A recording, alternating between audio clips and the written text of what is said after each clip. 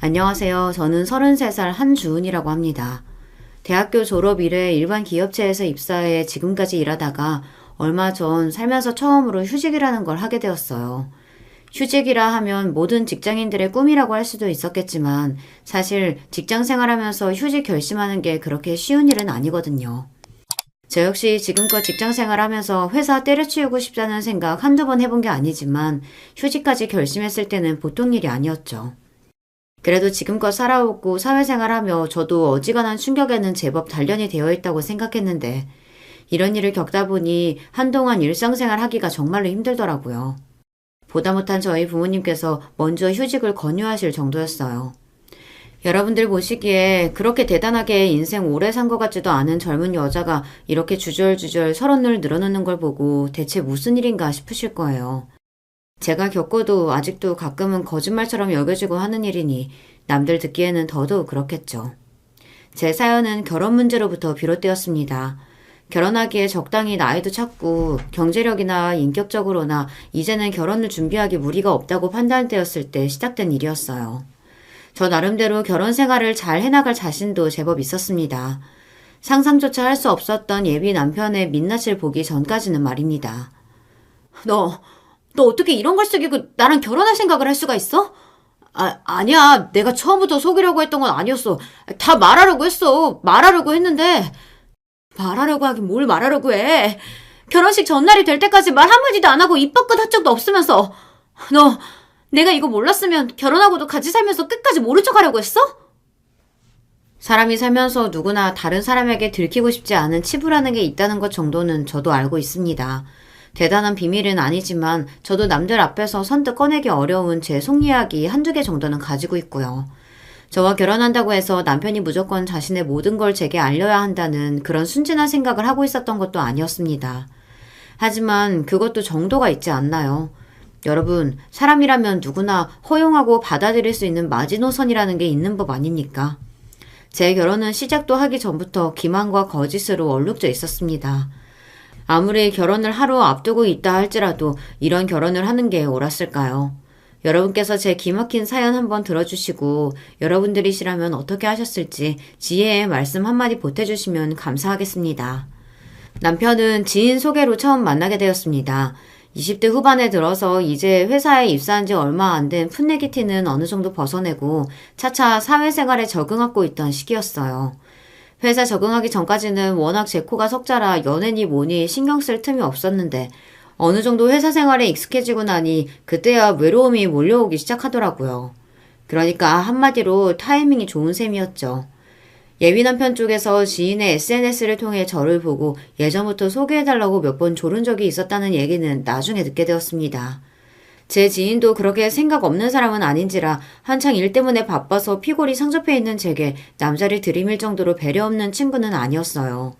그러다 이제 제가 좀 살만해지니까 소개 이야기가 나오게 된 거죠. 나도 한 달이 건너서 알게 된 사람인데 카페 사장님이래. 손님도 제법 많은 편이고 아마 인터넷에 검색하면 뜰걸?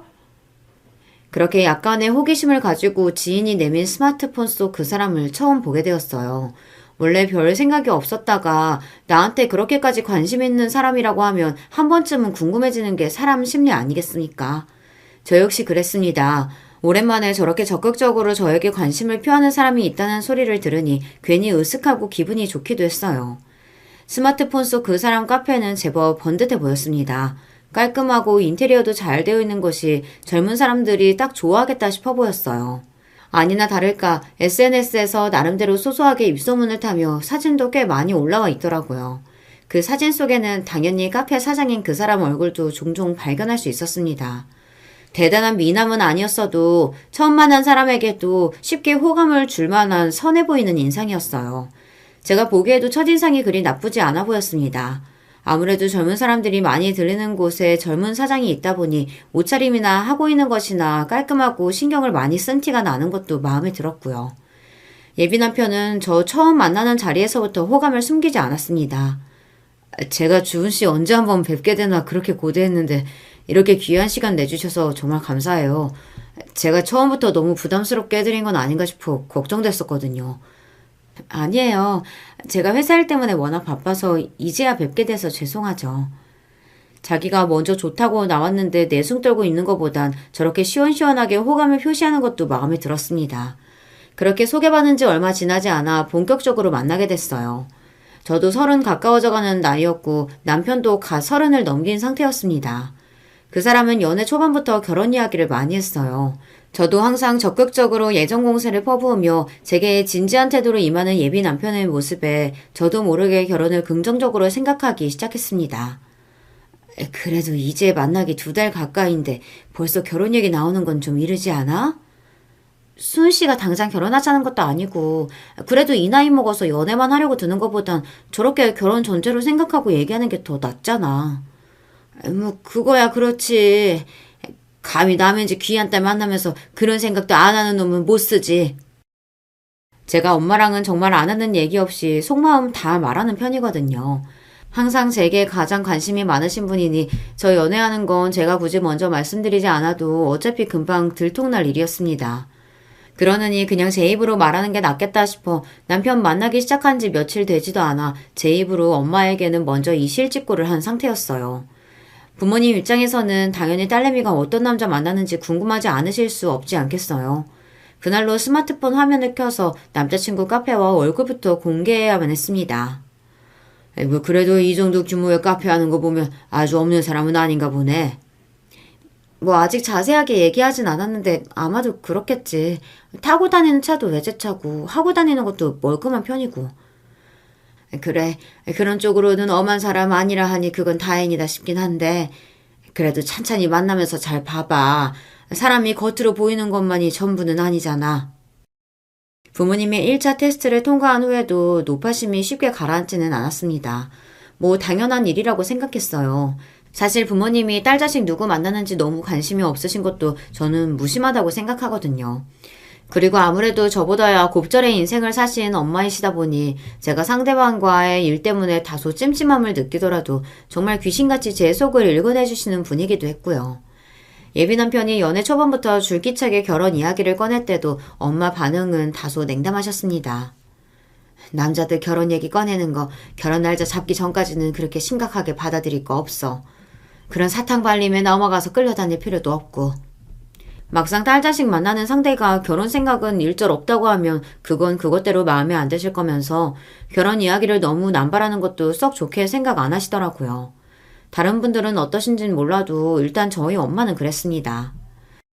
남자는 말이 아니라 행동을 봐야 하는 거야. 말 한마디 한마디 한다고 돈 들어가는 것도 아니고 그게 뭐 어려울 거 있어? 사람이 진짜 마음 가는 사람한테는 하는 행실부터가 다른 거야. 그러니까 듣기 좋은 말 한다고 거기에 홀랑 넘어가지 말고 너한테 어떻게 하나 그거 잘 보라고. 저도 엄마 말씀이 틀리다고 생각하지 않았습니다. 물론 말의 무게를 귀하게 생각하고 함부로 말 내뱉지 않는 사람들도 있지만 대부분은 책임이나 행동보다는 말을 좀 가볍게 생각하는 경향이 있잖아요. 예비 남편도 일단 말은 참 예쁘게 하는 편이었거든요. 만나면서 크게 다툼하거나 감정 상할 일도 없는 편이었고요. 비록 자영업하는 사람이다 보니 카페 일 때문에 워낙 바빠 데이트 한번 하려고 하면 항상 그 사람 일정에 맞춰야 한다는 게 조금 불편하게 느껴지기는 했으나 다른 것도 아니고 생업과 관련된 문제인데 그런 걸로 불만 가지거나 꼬투리를 잡을 생각 같은 건 없었습니다. 당연히 저희가 만날 때는 대부분 제가 예비 남편의 카페로 찾아가는 시기였어요. 물론 이렇게 매번 제가 그 사람을 찾아가는 걸 당연하게 생각하는 사람이었다면 저도 빈정이 상했을지도 모릅니다. 하지만 제가 먼저 찾아갈 때마다 항상 미안해하는 사람이었어요. 준씨 정말 미안해요. 요새 날씨가 이렇게 좋은데 밖에 나가서 구경도 좀 하고 그러면 좋을 텐데. 이런 날일수록 손님 몰리는 날인데 어떻게 그래요. 내가 무슨 한두 살 먹은 어린애도 아니고 그 정도도 몰라서 삐지는 속 좁은 사람 아니니까 그런 걱정 하나도 할 거 없어요. 고마워요 주은씨. 솔직히 처음에는 주은씨 겉모습이 마음에 들어서 소개해달라고 한 게 사실이지만 만나면 만날수록 어떻게 사람 속이 이렇게 깊은지 요새 내가 정말 보기 겨운 것 같다니까. 자신을 배려하는 저를 보며 항상 고마운 얼굴을 하는 사람이었기에 이런 일들도 웃어넘길 수 있었습니다. 제가 처음 제 친구들에게 그 사람을 만난다는 이야기를 했을 때도 친구들 이목이 집중되었어요. 나 그 카페 아는데. 오, 우리 중에도 아는 사람도 다 있고 진짜 유명한 데인가 보네. 요새 꽤 뜨고 있는 데라니까. 오픈한 지 2년밖에 안 됐는데 중증공사도 했다고 하니까 잘 되긴 진짜 잘 되나 보다. 하긴 요새 자영업 그렇게 어려워서 잘 되던 가게도 못 견디고 접는다고 하던데 증축까지 할 정도면 진짜 잘 되긴 잘 되나 보다. 근데 카페 연지 2년밖에 안 됐으면 그전엔 무슨 일을 하셨대? 그러고 보니 생각해보면 그 사람이 카페 일하기 이전에 대한 이야기는 잘 안 하는 편이었어요. 아예 어릴 때 유년 시절 이야기나 지금 한창 바쁜 카페 이야기 같은 건 자주 나눴는데 그 외에 사회생활하거나 지인들 이야기를 자주 하지는 않는 편이었어요. 저도 그때까지는 그걸 인식을 못하고 있다가 친구들 질문을 듣는데 카페 생활 이전에 그 사람에 대해서 별로 아는 게 없다는 생각이 들었습니다. 근데 주은아, 그래도 조심은 좀 하는 게 좋지 않겠어? 아무리 아직 결혼한 사이는 아니라 하더라도 정식으로 만나는 사이인데 보니까 카페 들르는 여자 손님들 중에 그분한테 관심 있는 티 내는 사람들도 꽤 있는 것 같던데. 실제로 그런 사람들이 없는 편은 아니었습니다. 하지만 그런 쪽으로 사람 속 썩이는 유형은 아니었어요. 가끔 그 사람이 나한테 그런 얘기 종종 해. 오늘은 어떤 손님이 음료수 주면서 전화번호 달라고 했는데 거절했다. 뭐 그런 얘기 숨기지 않고 다 하는 편이거든. 엄연히 만나는 사람이 있으면서도 다른 사람이 여지 준다 싶으면 쉽게도 상대방을 기만하는 사람들이 얼마나 많습니까? 하지만 그런 걸 의심하기도 전에 항상 먼저 있었던 일을 솔직하게 말해주고 거절했다는 이야기를 하는 예비 남편이었어요. 그래, 그 사람이 이런 쪽으로도 항상 나에게 믿음을 주기 위해 노력하는데 일부러 자기 얘기를 숨기거나 하는 건 아니겠지 하는 생각을 했어요. 단지 아직 우리가 만난 시간이 그렇게 길지 않으니 이런 얘기까지 나올 때가 아니었을 뿐이라고 생각했죠. 수은 씨, 생각해보니까 내가 수은 씨 예전에 했던 일이나 카페 일 말고 다른 것들에 대해서는 아는 게 너무 없는 것 같아서 이런 거 물어봐도 돼? 당연하지. 내가 이 일하기 전에 회사 다녔다는 얘기는 했었지. 그거 정리하고 카페 일 시작한 거고. 그럼 예전에 어떤 일 했는지 물어봐도 돼? 그냥 일반 기업이었어. 대학교 졸업하고 중소기업 다니다 정리했고. 거기서부터 의아한 마음이 들기 시작했습니다. 저 사람이 평소에 씀씀이가 큰 사람은 아니다 보니 직장인으로 일하면서도 월급 착실하게 모았을 테지만 어디 이 정도 규모의 카페를 20대 직장인 월급 모은 것만으로도 해결하는 게 가당키나 한 일입니까? 정말로 이 사람이 내가 모르는 부유한 집 자식이라도 되는 건지 그게 아니면 지금 예비 남편이 이렇게 유명한 대형 카페의 어엿한 사장님으로 지낼 수 있다는 게 납득이 안 가더라고요. 그러면 카페는 어떻게 시작하게 된 건데? 솔직히 이런 카페 여는 것도 쉬운 일은 아니잖아. 그거는 부모님 도움을 좀 받았어. 내가 우리 부모님 이혼하셨다는 얘기는 했었지. 부모님 이혼하시면서 나는 어머니 쪽으로 가게 됐는데 그때 아버지께서 미리 재산 분할이며 유산이며 물려주셨거든. 사실 아버지라고는 해도 평소에 그렇게 돈독한 사이는 아니었고 그러니까 아버지도 이혼하는 김에 자식한테 재산 분할까지 해주고 할 거 다 했다고 생각하신 모양이야. 이혼한 후로는 나랑도 따로 본 적 없고 자기 모친과 이혼하면서 아들에게 한몫 챙겨준 아버지임에도 저는 부럽다는 생각보다 조금 안쓰럽다는 생각이 먼저 들더라고요. 부부가 함께 살다 갈라질 수야 있다고 하지만 자식은 또 다른 문제잖아요. 부부가 헤어진다고 해서 있던 자식이 없어지는 것도 아니고 부부야 돌아서면 남이라지만 부모 자식 간은 천륜이라고 하는데 비록 더 자세한 상황까지는 잘 모르더라도 저 같으면 제 부모님이 이혼했다고 저까지 안 보신다고 하면 상처가 클 것 같거든요. 저 사람이라고 뭐가 다를까 싶었습니다. 제가 예비 남편을 안쓰럽게 생각한 이유는 그뿐만은 아니었어요. 어머님께서 작년에 돌아가셨다고 하셨지? 벌써 그렇게 됐네. 암으로 돌아가셨는데 발견을 너무 늦게 했어. 다른 형제도 없이 외동인 예비 남편이었습니다. 부모님 갈라선 이후로는 아버지는 저렇게 자식을 없는 취급하고 유일하게 남은 식구는 어머니뿐이었을 텐데 그마저도 돌아가신 거예요. 아무리 카페 일이 북적거리고 하루에 많은 사람을 만나는 일을 하는 사람이라 할지라도 돈 벌려고 손님 만나는 것과 가족이 같을 수는 없잖아요. 어쩌면 저 사람이 저렇게나 사람 많이 만나는 일을 본업으로 택한 것 또한 그런 외로운 마음에서 비롯된 것은 아닐까 하는 생각이 들었죠. 제가 속으로 자기를 안쓰러워하고 있다는 걸 눈치챘는지 오히려 저를 토닥이며 예비 남편이 제게 말했습니다. 그래서 내가 주은 씨한테 정말 많이 고맙게 생각하고 있어. 가장 외롭고 힘든 시기에 나 만나기 시작해준 것만 해도 고마운데 항상 내 일을 우선으로 생각해주고 배려해주잖아.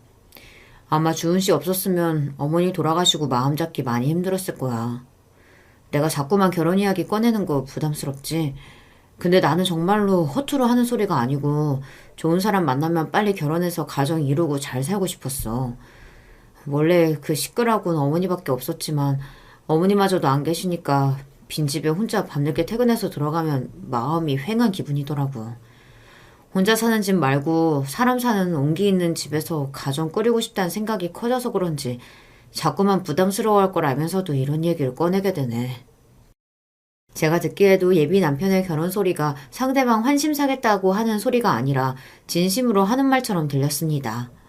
저렇게 외로움을 많이 타는 사람이고 주변에 있어주는 사람 소중한 줄 아는 사람이라면 결혼해서도 자기 가족들에게는 참 잘하겠다는 생각이 들었고요. 그날을 기점으로 결혼에 대한 제 생각도 바뀌게 되었습니다. 저희가 본격적으로 결혼을 준비하고 싶다는 의사를 말씀드리자 저희 부모님께서는 다소 걱정스러운 눈치셨어요. 그도 그럴 것이 제가 부모님께 그 말씀을 드렸을 때 저희 만난 지 딱 6개월을 채운 시점이었습니다. 아무리 만난 지 3개월 만에 결혼하는 사람들도 있고 또 그렇게 만나서 잘 사는 사람들도 있다곤 하지만 그게 내 자식 일이 되니 좀 걱정스럽긴 하네.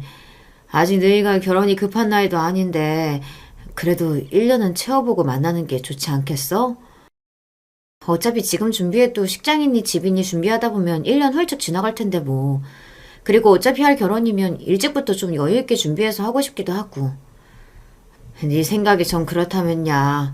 뭐 우리가 다 큰 자식 자기 하고 싶다는데 반대를 하겠어. 뭘 어쩌겠어.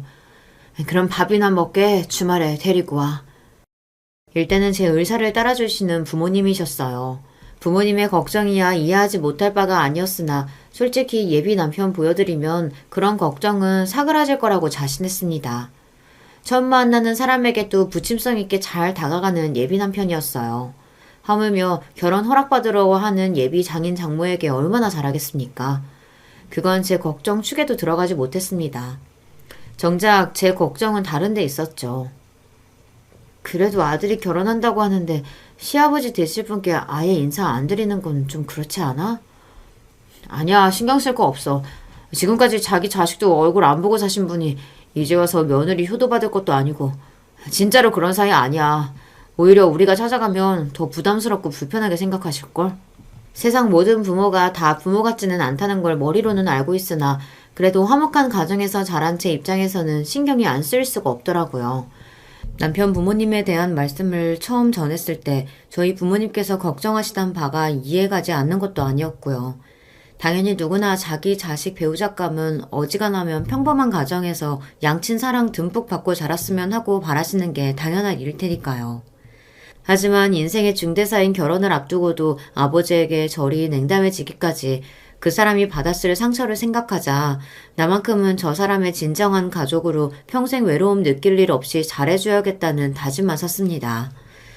처음에 저희 결혼 때문에 걱정하시던 부모님께서도 예비 남편 한 번 만나고 난 이후부터는 씨름을 더신 게 티가 났어요. 월급만 겉모습에 사근사근하고 다정한 성격으로 공경하는 마음으로 어른들을 대하고 살뜰하게 저를 챙기는 모습을 보시고 마음에 드셨던 모양입니다. 워낙 상냥하고 다정다감한 사람이었어요. 부모님들께서 이상적인 사윗감으로 생각하실 법한 사람이었습니다. 사람이 싹싹하니 참 괜찮네. 집에서 부모님 사랑 많이 못 받았을 텐데도 저렇게 잘 크게까지 얼마나 고생이 많았겠어. 거봐, 내가 뭐라고 했어. 한번 보면 엄마 마음에도 쏙 들 거라고 했잖아. 딸 자식 배우자감으로 생각하니 이것저것 까다롭게 따지고 드셨던 거였지. 저희 부모님께서도 워낙 잔정이 많으신 분들이세요. 착실해 보이는 사람이 불우한 가정사로 외로움을 타고 있다는 소리까지 듣게 되니 더 마음이 쓰이시는 것 같더라고요. 그때부터 예비 남편 카페에 쉬는 날에는 꼭 저희 집으로 초대해서 예비 남편 밥을 먹이기 시작한 부모님이셨어요. 둘이 데이트하고 결혼 준비할 시간도 모자란데 나이 먹은 사람들이 자꾸 불러내서 귀찮죠? 그래도 내가 자꾸 생각이 나서 밥 한 끼 해먹이고 싶어서 그래. 아니에요, 장모님. 저한테까지 이렇게 마음 써주시니 그저 감사할 따름이죠. 예비 남편도 저희 부모님이 초대하실 때마다 좋다고 달려오더라고요.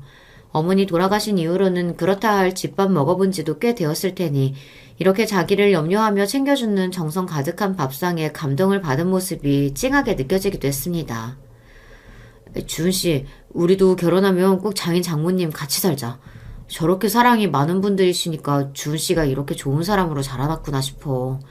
주은 씨 덕에 나까지 그런 사랑 나눠받게 되었으니 내가 같이 살면서 정말로 잘할게. 벌써 저희 집 사이가 된 양 저희 가족과 어우러진 예비 남편 모습에 저도 흐뭇한 기분이었습니다. 저도 외동딸이니 하나 있는 자식인 저 시집 보내고 나면 적적하실 부모님 생각하면 마음이 그랬는데 사위로서 저를 데리고 가는 게 아니라 저희 집안에 새로운 아들을 자처하는 예비 남편 모습이 고맙기도 했고요. 그러다 보니 예비 남편은 쉬는 날마다 예사로 저희 집에 들락거리기 시작했습니다. 저희 식구들뿐만 아니라 손님들 찾아오셨을 때도 자연스럽게 어울리는 예비 남편이었습니다. 아직 결혼이 몇 달이나 남았는데도 저희 가족의 친지와 지인분들이 예비 남편을 당연하게 저희 식구로 받아들이게 될 수밖에 없었어요. 그날도 예비 남편과 함께 집으로 들어섰더니 저희 엄마 지인분들이 계시더라고요. 다들 호기심에 눈을 반짝이며 저희를 맞아주셨습니다. 우리 지은이 예비 신랑인가 봐? 세상에 아주 훤칠하니 헌혼 장부가 따로 없네. 그렇게 사위 자랑하더니 오늘 보니 자기가 자랑할 만하네. 우리 정서방이 좀 그렇지? 제 결혼이 얼마 남지 않은 상황에서 엄마 지인분들도 제 남편 될 사람이 많이 궁금하셨나 봐요. 그날 모인 엄마 지인들은 엄마의 여고 동창 친구들이었습니다. 저 어릴 때부터 다 클 때까지 지켜봐 주셨던 분들이니 그분들도 소감이 남다르셨을 거예요. 저 역시 이모 따르던 분들께 예비 신랑을 보여드리니 쑥스럽기도 하면서 기분이 좋았습니다. 아유, 우리 주은이 콩알마던 게 엊그제 같은데 이제 시집을 다 간다고 하고. 축하한다, 주은아. 감사해요, 이모. 그날 분위기는 좋았어요. 예비 남편이 워낙 처음 보는 사람들하고도 허물없이 잘 어울리기도 하고 엄마 친구분들께서도 예비 남편에게 호의적으로 잘 대해주셨고요. 다만 엄마 동창 중 한 이모가 예비 남편 얼굴을 유심히 보시더라고요. 이모, 왜 그래요?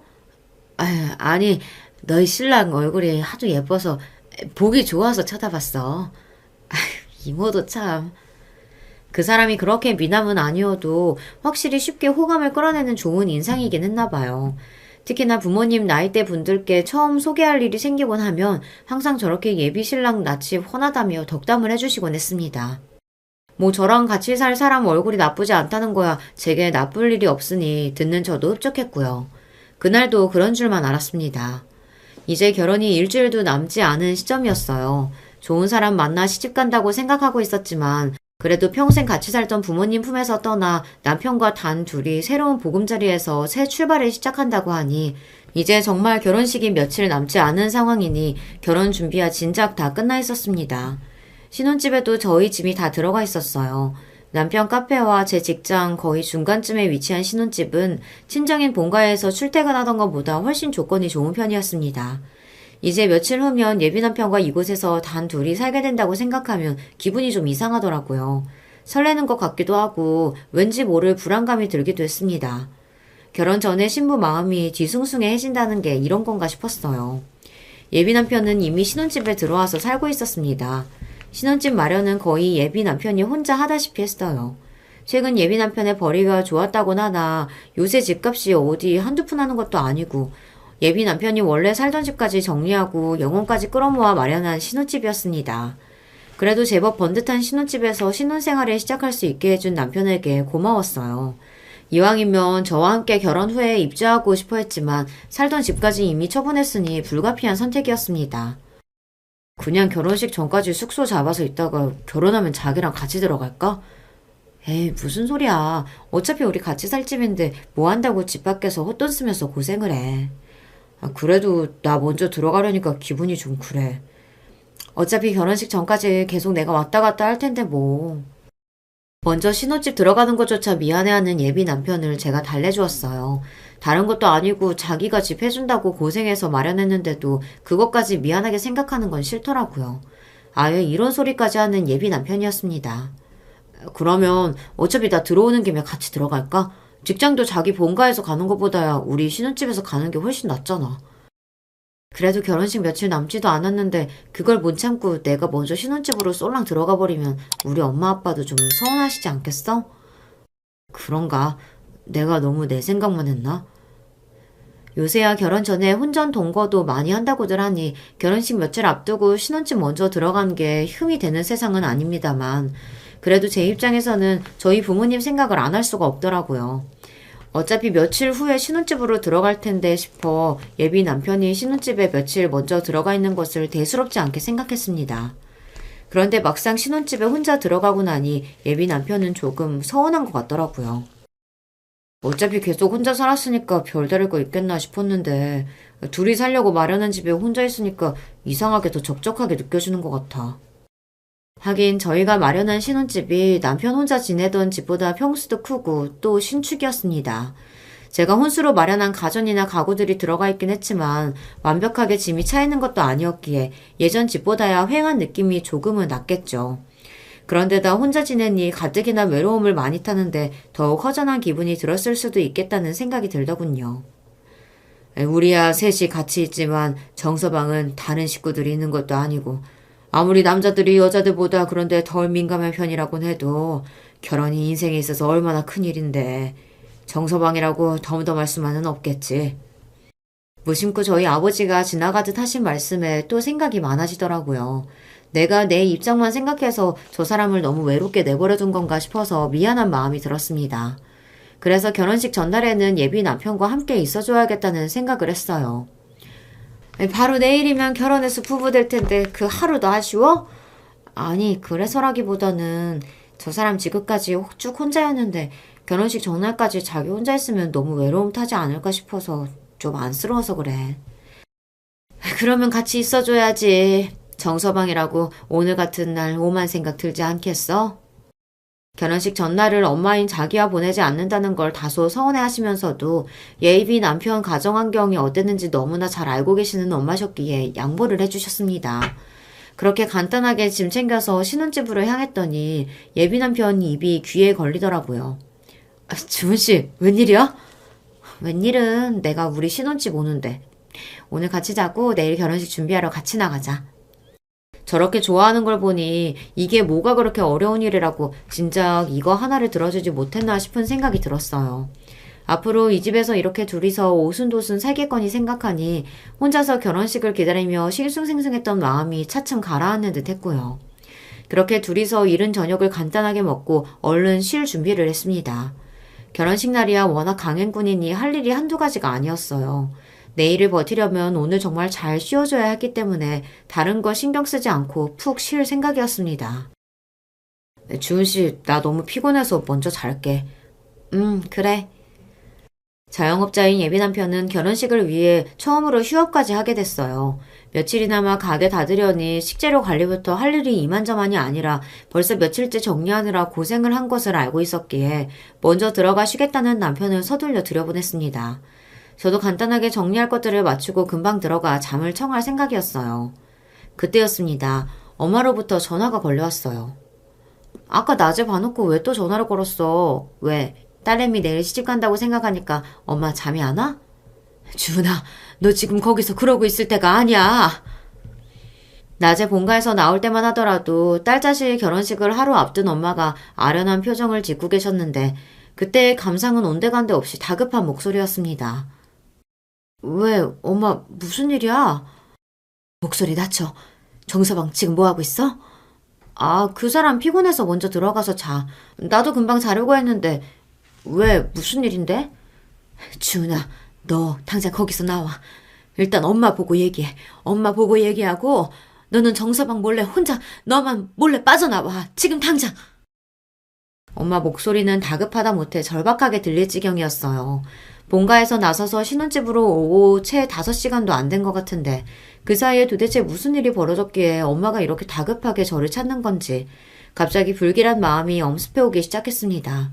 엄마의 당부가 있기도 했지만 아직 무슨 일인지도 모르는데 괜한 걱정 끼치고 싶지 않아 자는 예비 남편을 두고 살짝 현관문을 닫고 몰래 빠져나왔습니다. 엄마, 도대체 무슨 일이야? 무슨 일인데 그래? 주은아, 이게 대체 무슨 일이라니? 아이고, 내 새끼. 저희 엄마 아빠가 저를 두 눈 시퍼렇게 뜨고 기다리고 계신 것도 모자라 엄마 친구분까지 계셨어요. 며칠 전 엄마 여고 동창 모임에서 뵀던 이모 중 한 분이셨습니다. 혼이 쏙 빠진 듯한 부모님 모습에 이어 결혼식 바로 전날 이 늦은 시간에 생각지도 못했던 이모까지 계시니 저도 정신이 하나도 없었어요. 그렇게 정신 못 차리고 있는 저를 보며 엄마가 소리쳤습니다. 그놈 그거 이름 하나 빼고는 전부 다 거짓말이야. 무슨 말이야 엄마? 지금 수은 씨 얘기하는 거야? 자초지정을 캐묻는 제 앞으로 이모가 나서셨습니다. 주은아, 너무 놀라지 말고 들어. 네 신랑 결혼 처음 아니야. 이모, 지금 그게 무슨 소리예요? 전입 가경이었습니다. 당장 내일 저랑 결혼할 사람이 초혼이 아니라니 그럼 그 사람이 저 놔두고 딴 사람이라도 차렸다 이겁니까? 여러분 같으면 결혼식 전날에 느닷없이 지인으로부터 저런 소리를 들으면 무슨 생각이 드실 것 같으세요? 솔직히 저는 받아들이기가 너무 힘들었습니다. 이게 말이 되는 상황이에요? 다들 이게 무슨 소리예요? 제발 내가 알아듣게 설명 좀 해봐요. 제가 혼돈에 잠긴 나머지 울부짖듯 소리치자 그제야 세 분께서도 정신을 좀 차리시더라고요. 다들 어느 정도 마음을 가라앉히고 나서야 본격적인 이야기를 들을 수 있었습니다. 엄마의 여고 동창인 그 이모는 사회복지사로 일하고 계셨어요. 이어진 이모의 설명은 이러했습니다. 유진이, 그러니까 네 신랑이랑 같이 살던 애는 학교 다닐 때 내가 담당하던 학생 중에 한 명이었어. 가정 형편이 많이 안 좋았고 사실상 그 애가 소녀 가정이나 다름없었어. 고등학교 졸업한 이후로는 소식이 끊겼는데 몇 년 전에 우연히 마주쳐서 반가운 마음에 붙들고 근황을 물어봤더니 결혼을 했다고 하더라고. 형편이 안 좋아서 결혼식은 못 올리고 혼인신고만 하고 산다고 했는데 남편도 사정이 썩 좋아 보이진 않았어. 남편 쪽이 조실부모 했다고 했었거든. 그때 자기 신랑 얼굴 보여준다고 자기랑 같이 찍은 사진 한번 보여준 적이 있었는데 내가 며칠 전에 네 신랑 얼굴 보면서 아무리 봐도 낯선 얼굴이 아닌데 싶어서 집에 와서 한참을 생각해보다 그만 그 얼굴이 생각난 거야. 그러니까 사진 속 그 소녀 가정의 남편이 바로 제 예비 남편 얼굴과 똑같았다는 겁니다. 그 애랑 혼인신고까지 하고 같이 산다는데 내가 설마 싶어서 앞만 봐도 그 사람이 맞지 싶어서 다시 수소문을 해보니까 유진이는 벌써 세상 뜬 지 3년이나 다 돼가더라고. 이모, 그게 지금 무슨 소리예요? 그러니까 나랑 내일 결혼할 사람이 결혼한 유부남이었는데 사별을 했다고? 근데 그걸 나한테 속였단 말이에요? 내가 이름이나 얼굴이나 똑똑히 기억해. 믿기지 않는 말이겠지만 너 지금 정말 정신 똑바로 차려야 돼. 그 둘 하루 이틀 산 것도 아니고 3년 넘게 같이 살았어. 그 어리고 불쌍한 게 어린 나이에 의지할 것 하나 없으니 없는 형편에 살림부터 차린 모양인데 뼈 빠지게 일해서 고생해서 번 돈부터 그의 사고 보상금이며 보험금까지 남편이란 놈이 악착같이 싹싹 챙겨갔다고 하더라. 그래놓고는 어차피 찾아올 사람 하나 없고 연고도 없는 사람이라고 납골당 자리 하나 안 봐주고 어딘지도 모를 때다가 그냥 뿌렸대. 같이 살면서도 유진이는 뼈 빠지게 일하는데 남자는 간간히 배달 일이나 하면서 여자가 벌어오는 돈으로 먹고 살았다고 주변 이웃들이 욕을 아주 한 바가지씩 하더라. 결혼해서 같이 사는 부인한테도 그렇게 한 사람이야. 지금이야 잘한다고 해도 언제 돌변할지 몰라. 대체 이게 다 무슨 소리야? 당장 내일이 결혼식인데 이제 와서 나한테 이런 소리를 하면 어쩌라고. 주은아, 정신 차려.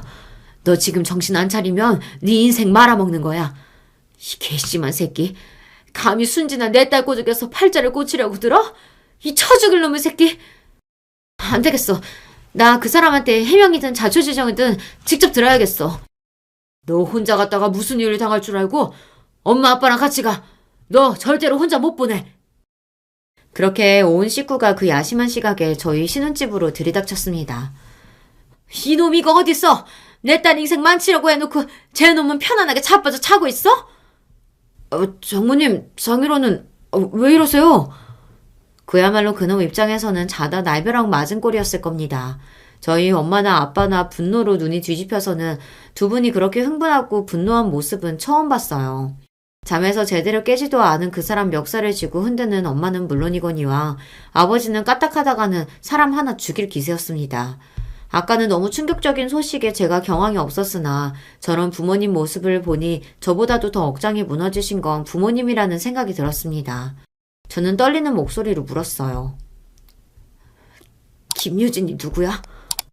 자다가 갑작스레 닥친 봉변에 얼빠진 꼴이었던 그 사람이 순간 숨을 흡 들이마셨습니다. 그 경악에 찬 눈을 보고서야 저는 김유진과 그 인간이 결코 모르는 관계가 아니라는 것을 단박에 알아차리고 말았어요. 주은 씨가 그 이름을 어떻게... 이 때려 죽일 놈이...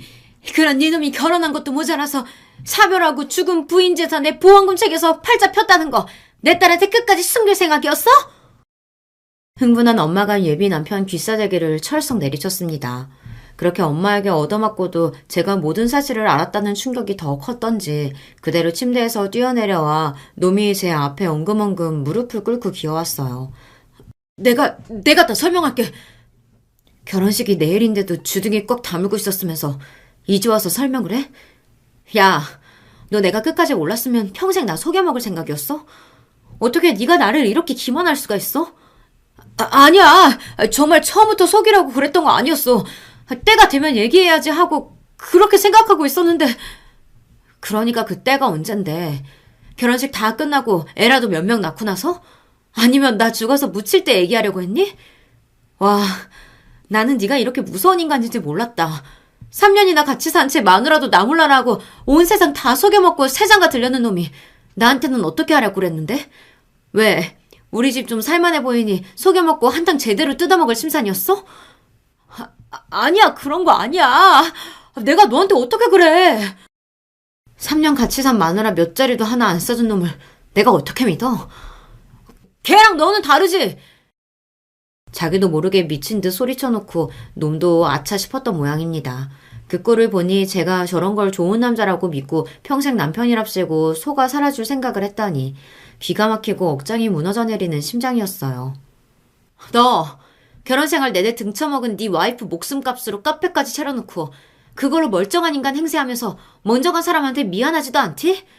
어떻게 나를 이렇게 감쪽같이 속이고 멀쩡한 사람인 양 행세하면서 결혼할 생각을 해?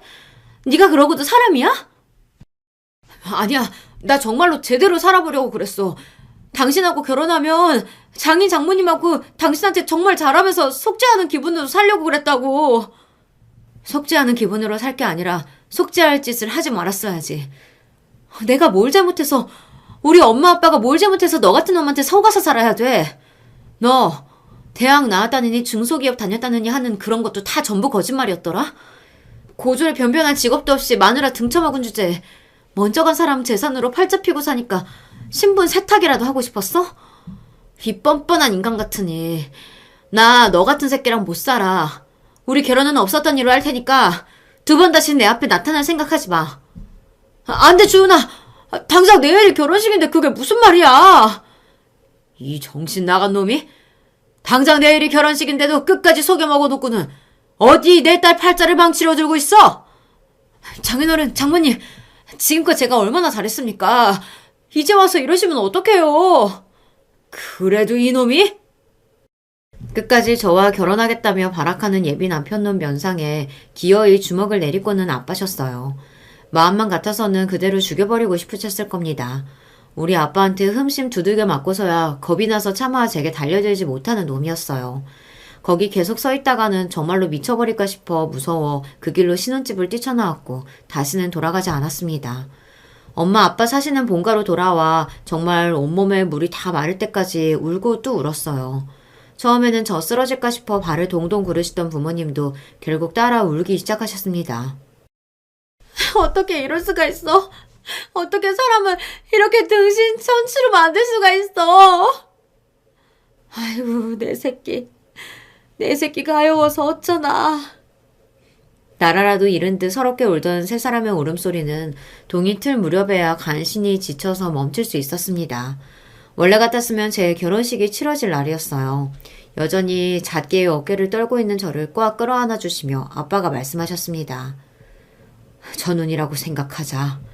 지금이나마 알지 못했더라면 저런 놈하고 엮여서 인생이 어떻게 될 뻔했어. 온 세상이 도와준 거라고 생각하고 그만 잊자. 잊어버리자, 주은아. 억울한 마음이야 금할 길이 없었으나 사실 그것 말고는 대단한 방도가 없다는 것 역시 저도 알고 있었어요. 아빠 말 맞다나 결혼식 전날에서라도 멈출 수 있었다는 것만 해도 다행스러웠던 일이었다는 걸 머리로는 알고 있었습니다.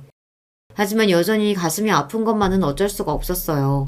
평생을 함께하리라 믿었던 사람에게 이런 기만을 당했으니 멀쩡하게 더 이상한 일이었습니다.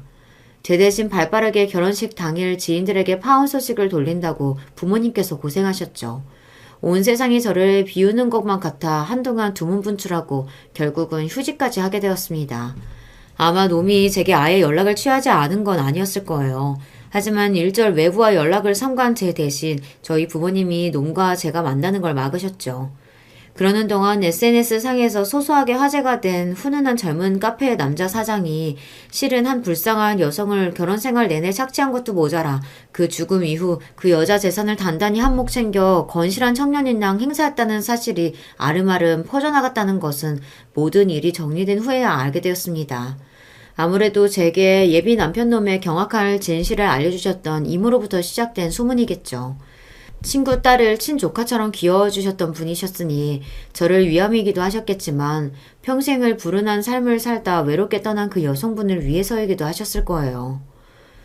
업보라는 게 정말 있기는 한 모양이다. 아무렴 그런 파렴치한 놈이 낯짝 두껍게 얼굴 뻔뻔하게 쳐들고 잘 먹고 잘 살아야 되겠니? 원래 SNS로 화제된 것들이라는 게 또 SNS로 망하기가 쉬운 법 아니겠습니까? 원래부터도 주요한 고객층이 예쁜 곳에서 사진 찍고 올리기 좋아하는 젊은 여성층이었는데 그런 사람들이 등 돌리기 딱 좋은 소문이었어요.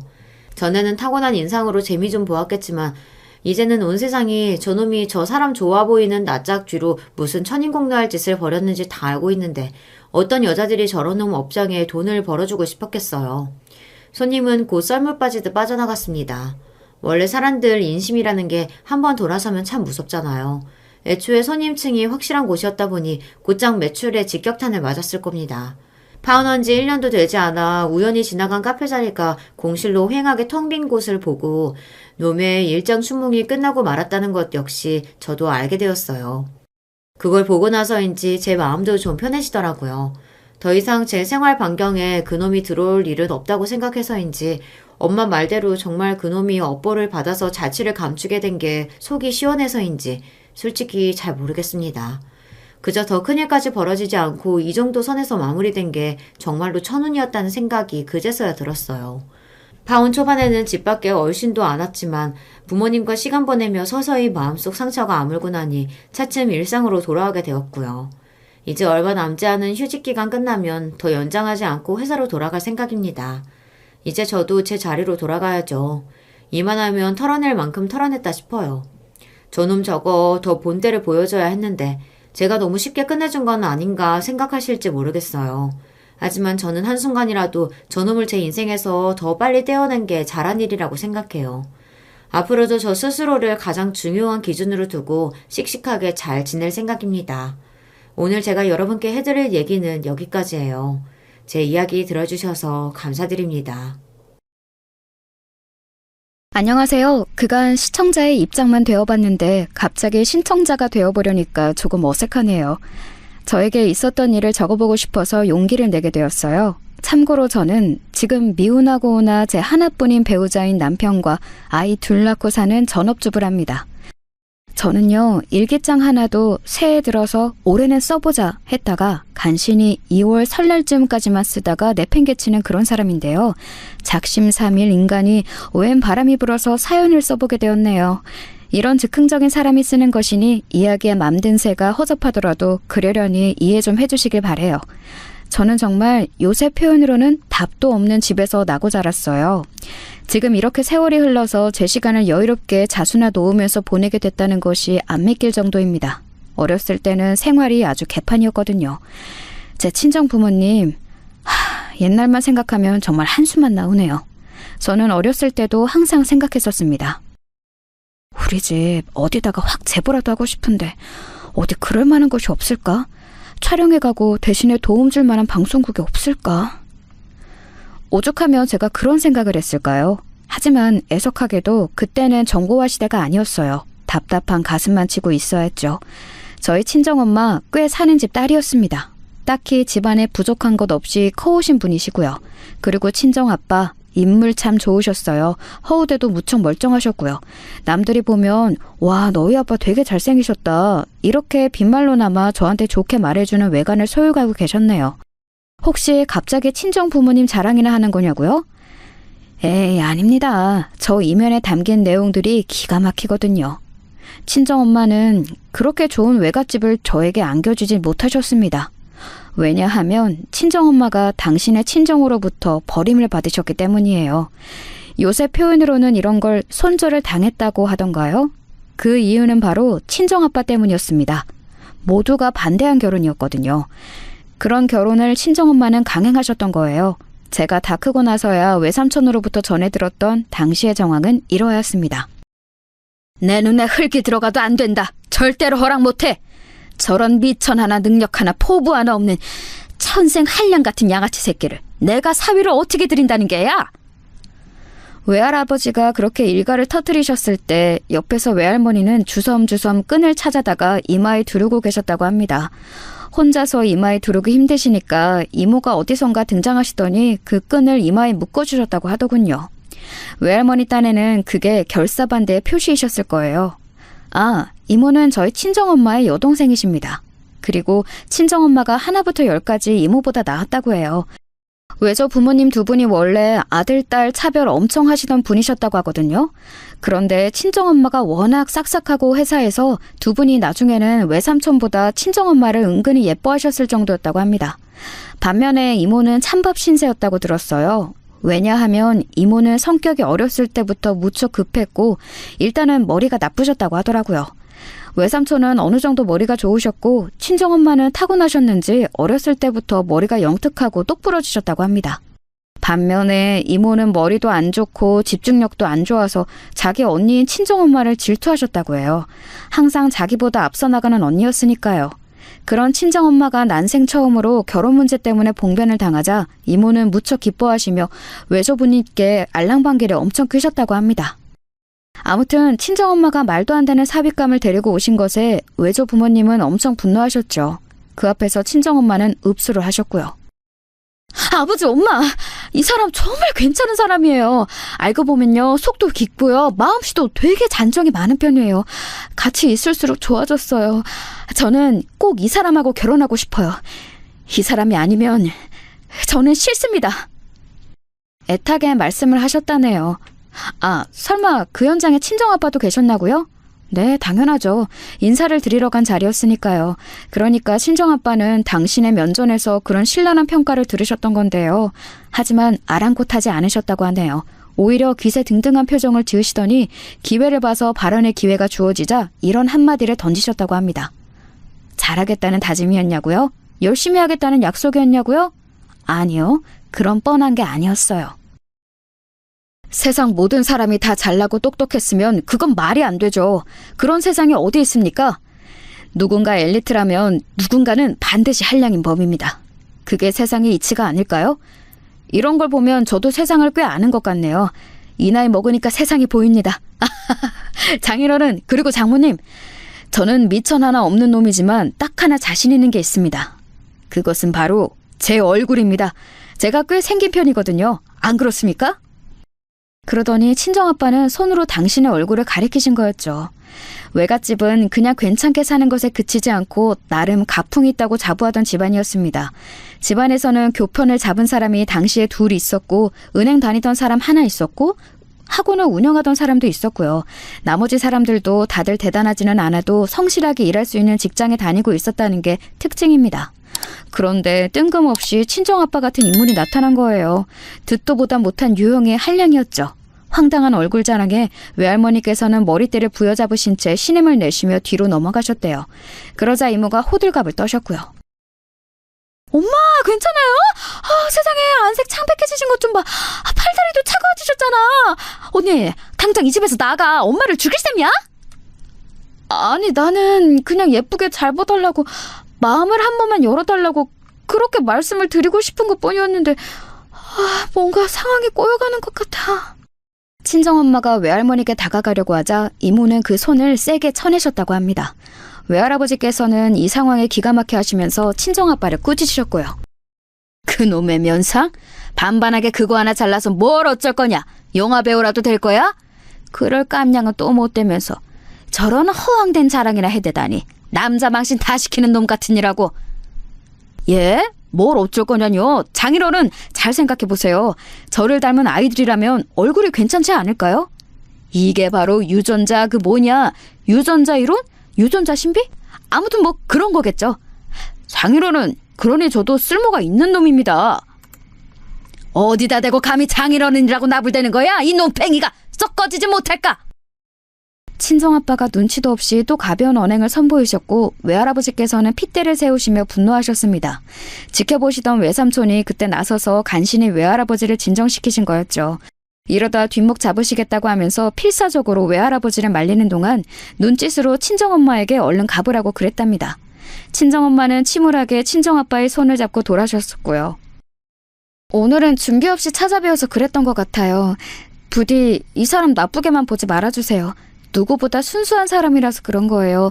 적응하시면 이 사람에 대해 이해가 되실 거고요. 하지만 모두가 나중에 이렇게 생각을 했다네요. 만약에 준비할 시간이 1년이 주어졌더라도 친정아빠라는 인물은 변함없이 가벼운 언행으로 자기 예비처가에 밉보일 사람이었다고요. 심지어는 발언의 당사자였던 친정엄마도 훗날 그렇게 생각하시게 되었으니 참담한 일입니다.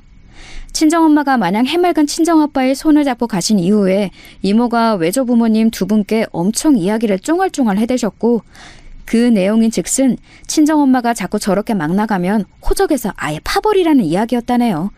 이게 나중에 정말로 실현이 된 거였고요. 외조부모님이 친정아빠를 반대하신 이유는 분명하게 있었습니다. 그건 바로 외할아버지의 표현에 따르자면 친정아빠가 근본 없는 놈이셨기 때문입니다. 이게 좀 복잡한 부분인데 친정아빠에게는 세 분의 부친이 계셨습니다. 그러니까 저는 친할머니만 정확하게 계셨고 친할아버지는 계속 바뀌었던 것인데요. 어찌된 영문인가 잠시 따져보자면요. 친할아버니께서는 워낙 집이 가난하셨다네요. 그래서 15인가 16일 때 친척분의 손에 이끌려서 머나먼 곳에 다른 집으로 가게 되셨고요. 사실상 그 친척분이 친할머니를 얼마간의 돈을 받고 다른 집에 팔아넘기신 셈이었죠. 그 집에서 일이나 하고 살라고 말입니다. 친할머니께서는 며칠 그곳에 버티시다가 대범하게도 어느 새벽에 도망을 가셨어요. 그 이후로 아무 곳이나 전전하며 어떻게든 살아가셨다는데요. 나이가 들면서 미모에 꽃이 피기 시작하셨죠. 주변에서 언제부터인가 너 어여쁘다 이런 소리를 해온 것에 친할머니는 그 사실을 아셨다고 합니다. 그런데 여기서 친할머니는 참 독특한 사고방식을 펼치셨어요. 남자만 잘 꼬시면 편하게 먹고 잘 걱정 없이 살 수 있겠다고 생각을 하셨던 겁니다. 그런 생각을 하신 이후로는 남자들을 기웃거리며 사셨고요. 그러다가 아이가 생겨서 어떤 남자에게 정착을 하셨습니다. 결혼해서 딸 낳고 사셨어요. 그러다가 바람이 나셨습니다. 다른 남자와의 사이에서 아이까지 생겨버렸죠. 그 아이가 바로 제 친정 아빠이고요. 친할머니께서는 당연하다면 당연하게 이혼을 당하셨는데요. 딸도 빼앗기신 채 맨몸으로 이혼당해서 쫓겨나셨지만 친할머니께서는 새로 태어날 아기가 있었죠. 그 아기가 아들이라는 것에 바람났던 남자, 즉 친정아빠의 친부 지방에서 친할머니를 받아들여 주었습니다. 그렇게 친할머니께서는 두 번째 결혼 생활을 하게 되셨죠. 세월이 흘러서 극심한 성격 차이로 그 결혼 생활도 파국을 맞았고요. 아무튼 친할머니께서는 대략 이런 인생을 사신 분이셨습니다. 바로 이 배경이 외조부모님께서는 마음에 안 드셔서 결사 반대를 외치셨던 것이었죠. 콩 심은 데 콩 나고 팥 심은 데 팥 난다는 법이라고 하시며 친정아빠 같은 인물을 사위로는 절대 들이지 않겠다고 선언을 하셨어요. 원래 친할머니의 세세한 이야기들을 친정엄마는 결코 당신의 부모님께 밝힐 생각이 없었습니다. 결코 좋은 얘기가 아니니까요. 그런데 친자매라고 믿고 터놓는다시고 이모한테 다 말을 하신 적이 있었는데 이모가 그걸 다 외조부모님께 일러바치셨던 거예요. 그것도 그냥 전하신 게 아니었죠. 양념 쳐서 조미료 팍팍 뿌려서 전달을 하셨어요.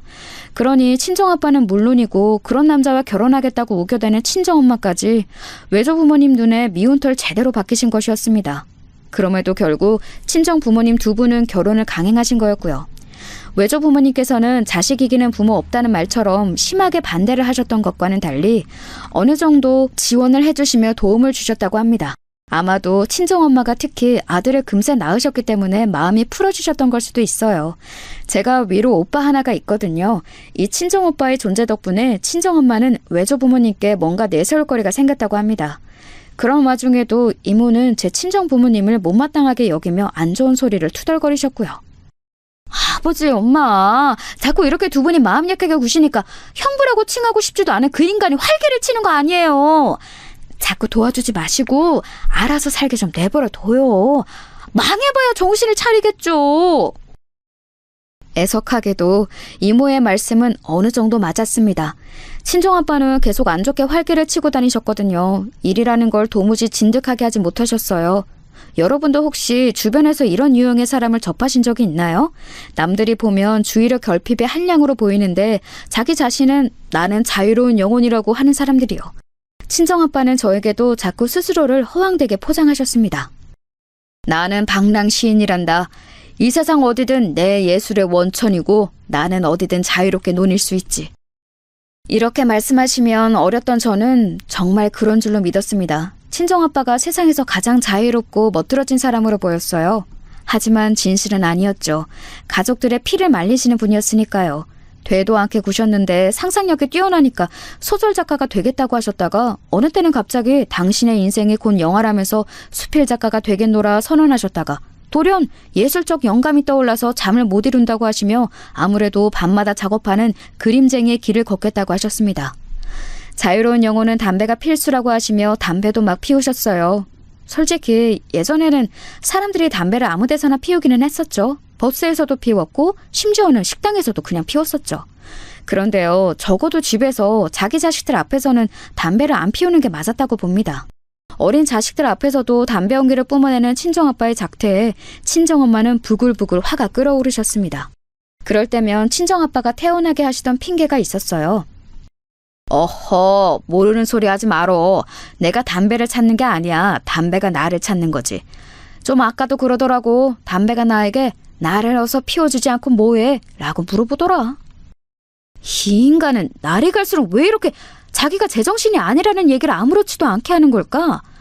내가 어쩌다 이런 인간하고 결혼을 해서 자식들을 낳고 사는 건지. 아이고, 내 팔자야. 친정엄마는 분통을 터뜨리며 당신의 가슴을 치셨지요. 그걸 보면서도 친정아빠는 마냥 해맑으셨어요. 저는 커갈수록 어렸을 때는 그저 멋지고 특별하게 보였던 친정아빠가 사실은 책임감 없는 한량이라는 사실을 인지하게 되면서 몹시 혼란스러워졌습니다. 친정엄마는 결혼하고 딱 1년 만에 친정오빠를 낳으시고 나서 골반을 잘못 다치시는 바람에 고생을 많이 하셨어요. 허리도 위험하지만 잘못 다치면 진짜 끝장나는 게 골반이라고 하더라고요. 그래서 오만 고생을 하시다가 기껏 다 나으실 때가 되니까 뱃속에 재가 생겼죠. 친정아빠는 한량, 친정엄마는 환자. 그렇다면 돈은 어디서 났을까요? 애가 둘이나 되는데요. 참고로 친정오빠하고 저는 4살 차이입니다. 학년상으로는 5살 차이였고요. 나이 차이도 애매하고 성별도 다르고 키우기 고역이면서 돈도 많이 들어가는 조합이었죠. 그럼 그 돈이 다 어디서 충당이 됐는가 하면 외갓집에서 났습니다. 외조 부모님이 지원을 해주셨던 거예요. 그럼 친가에서는 어떤 지원이 있었냐고요? 친할머니께서 자주 와주시기는 했습니다. 손주들을 돌봐주신다는 명목으로 시작되었었죠. 하지만 실상은 친정엄마를 부려먹으시는 것이었어요. 씁쓸하게도 저는 친할머니께서 친정엄마를 부리시는 게 너무 어렸을 때부터 봐온 장면이었기에 익숙해서 별 이상한 점을 못 느꼈었다는 겁니다. 게다가 어쩌다가 뵙는 외조부모님은 항상 저희 가족을 보면 가슴이 답답하시다며 한숨을 쉬셨기에 그런 분들보다는 활기찬 친할머니가 더 좋았어요. 뭘 몰랐기에 바보같이 그런 생각을 했던 겁니다. 시간이 지나며 제가 커갈수록 저는 눈치로 친할머니께서 오시면 친정엄마가 힘들어하신다는 걸 알게 되었기에 저도 눈치를 보기 시작했고요. 어머님, 애들 아빠가요. 이번에는 또 새로운 곳에 도전을 하겠다고 하면서 지방에 내려간 지 일주일이 다 되어가요. 그런데 연락 한 통도 없네요. 너는 왜 이렇게 조급하게 굴어? 머리도 좋고 공부도 잘했다고 하더니 영 아닌 것 같아. 너는 내가 보기에 알맹이가 없어. 인내심은 더 없고. 어머님, 이런 말씀은 안 드리고 싶었는데요. 애들 아빠한테 혹시 여자라도 생긴 건 아닌지 저는 그게 걱정이 됩니다. 바람이 났을 것 같아서요. 어머님은 그런 낌새 못 느껴보셨어요? 뭐야? 애미 너는 할 말이 있고 못할 말이 있지. 어떻게 그런 소리를 해? 너 오늘 나랑 어디 한번 해보자는 거야? 바람 같은 소리 안 해. 이 딱 치고 너는 밥이나 차려. 아, 그리고 소고기 좀 사 먹게. 네가 친정에다가 돈 좀 더 달라고 해라. 너는 어째 돈을 쥐꼬리만큼밖에 못 받아내니? 네 친정에서는 네 위치가 고작 그것밖에 안 되나 봐? 우연히 들었던 친정엄마와 친할머니의 대화는 제 가슴을 철렁 내려앉게 만들었어요. 그 이후로 친할머니가 악독한 분으로 보였고 친정아빠가 이상하게 보였고 친정엄마가 불쌍하게 보였던 것 같네요. 특히나 그때로부터 얼마 지나지 않았을 때 저희 남매 앞에서 친할머니께서 이런 말씀을 하셨었거든요. 너희들 엄마 같은 사람을 내 아래를 두고 찍어내리니까 아주 속이 다 시원하다. 이게 바로 사람 맛이지. 바로 이런 재미로 인생 사는 거야. 나 서봉춘이가 이렇게 기세등등하게 살 줄 옛날에 상상이나 했겠어? 유복한 집안에서 걱정 하나 없이 살아온 얄미운 년을 내 며느리로 두고 갈고 먹으니까 재밌어서 미치겠네. 낄낄 웃으시는 모습이 마치 동화 속에 나오는 나쁜 마녀처럼 보였습니다. 그 당시에도 기분이 별로였는데 조금 더 시간이 흘러서 그때를 곱씹을 때마다 제가 얼마나 충격이었고 얼마나 화가 나던지요. 정말 황당했던 사실은 친정아빠가 정말로 바람이 나셨었다는 거예요. 친정엄마에게 꼬리를 밟히셨는데 그때 대셨던 핑계가 가관이었습니다. 내가 여자를 만난 게 아니야. 절대 안 그랬어. 나는 가만히 있었는데 그냥 여자들이 나에게 먼저 다가온 거야. 정말이야. 나는 결백해. 그건 마치 담배 논리와도 같았습니다. 담배가 먼저 다가왔다는 황당한 논리를 펼치셨던 분다 왔네요. 친정엄마는 가슴에 우라병이 생겼다며 우셨고 친정아빠는 두 번 다시 바람을 피우지 않겠다며 무릎을 꿇으셨습니다. 저는 그런 부모님의 모습을 보며 심란했죠. 다시는 바람을 안 피우시는 게 맞을지 친정오빠의 생각을 물어봤었네요. 야, 똥개가 똥을 끊지. 너는 아빠가 무릎을 꿇으셨다고 해서 설마 다시는 바람을 안 피우실 거라고 믿은 거야? 너 엄마한테 할머니 얘기 못 들었어? 할머니도 엄청 바람 피우셨던 분이잖아. 아빠나 할머니 아들이니까 분명 그런 점을 물려받으셨겠지. 뻔해. 그럼 앞으로 우리 가족은 어떻게 되는 거야? 오빠 혹시 우리 큰일 난 거 아니야? 너는 그걸 이제 알았냐? 그러니까 공부해. 자꾸 농땡이 피우지 말고. 우리가 살 길은 공부밖에 없어. 왜 그것밖에 없어? 생각해보니까 우리한테는 그래도 외갓집이 있잖아. 어떻게든 도움을 주시지 않을까? 제가 외조부모님을 떠올려냈을 때 친정오빠의 표정은 딱딱하게 굳었습니다. 한숨을 푹 내쉬더니 저한테 하여간 까불지 말고 공부나 열심히 하라고 그랬어요. 하지만 저는 귀담아 듣지 않았죠. 외갓집이라는 믿을 구석을 떠올리고 있었고 공부는 제 적성과 안 맞는다는 생각이나 하고 있었습니다.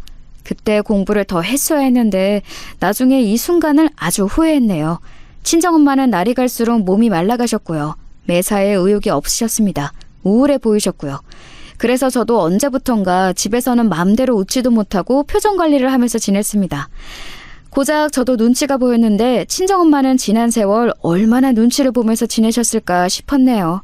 못된 시어머니, 한량 남편, 그런 사람들을 옆에 두었으니 당신의 친정 집안에 얼마나 눈치가 보이셨겠나요. 발전 없는 저희 가족에게 외조부모님은 점점 인내심을 잃어가고 계셨는데 제대로 손절당하는 계기가 발생하고 말았습니다. 그건 바로 친정아빠의 도박 문제였어요. 즉흥적인 분이셨으니 도박판에 발을 들인 순간 빠져드는 건 시간 문제였을 겁니다. 드디어 한 곳에서 자리 잡고 일을 하시나 싶어서 저희 가족이 다 기뻐하고 있었는데 친정아빠는 새로운 일자리에서 만난 분들과 어울려서 도박에 눈을 뜨시더라고요. 성실하게 사회생활 하시느라 밖에 계신 시간이 긴 줄 알았는데 도박하느라 그러신 거였어요. 돈을 벌었다며 쓰신 것들은 전부 카드빚이었고요. 도박만큼 강한 중독이 없다고 하더니 그 말이 정말 맞더라고요. 수중에 돈이 떨어지자 점차 재산을 탕진해 가셨습니다. 가장 먼저 친할머니의 돈부터 건드리셨고요. 그래서 친할머니께서는 뒷목 잡고 쓰러지셨어요. 병원에 입원을 하셨는데도 친정아빠는 도박판을 도느라고 친할머니 방문한도 안 오셨습니다. 카드빚부터 병원비까지 그리고 생활비까지 친정엄마의 벌이만으로 충당이 될 리 없었어요. 결국 외갓집에 손을 벌릴 수밖에 없었죠. 돈 달라는 어려운 말씀을 전하신 뒤 친정엄마는 울면서 혼자 밤늦게 소주잔을 기울이셨습니다. 그 모습을 보고 제 가슴이 꽉 막히는 듯 답답했어요. 친정오빠는 안 자고 그 밤에 조용히 공부를 시작하더군요. 이튿날 저희 집으로 이모가 찾아오셨어요. 돈 봉투를 친정엄마에게 던지셨습니다. 그리고는 친정엄마의 뺨을 때리셨어요. 집에는 친정엄마와 저뿐이었고 제가 놀라서 비명을 질렀습니다. 이모! 지금 뭐 하시는 거예요? 왜 우리 엄마를 때려요? 너네 엄마는 맞아도 싸. 능력만 없을 것이지 염치도 없고 머리에 든 것도 없는 남자를 끝내 못 놓고 감싸기만 하다가 지금까지 상황을 어렵게 끌어왔잖아. 이쯤 되니까 너네 아빠가 문제가 아니라 니네 엄마가 이상하다는 생각이 다 들더라. 너하고 네 오빠하고 앞으로 열심히 해서 너네 엄마 먹여 살려야 돼. 외갓집에서 더 이상 10원 한 장 지원 못 받을 테니까 연락도 하지 마. 알아들었지? 언니, 마지막으로 그거 받아먹고 제발 꺼지라는 게 우리의 뜻이야. 한 번만 더 연락하면 이번에는 진짜 아버지하고 엄마하고 두 분 다 화병으로 돌아가실지도 몰라. 그러니까 굶어 죽든 말든 알아서 하시고 절대 죽어도 연락하지 마. 이모의 차가운 눈빛과 발언에 제 심장이 얼어붙는 듯 했습니다. 친정엄마는 세게 얻어맞은 뺨을 부여잡으신 채 아무 말씀도 못하셨어요. 이모는 욕을 하며 나가셨고 남겨진 저는 친정엄마를 붙잡고 울었습니다. 울면서 별소리를 다 했던 것 같아요. 제발 이혼하라고 그런 말도 했었고요. 하지만 친정엄마는 이렇게 답을 하셨었죠.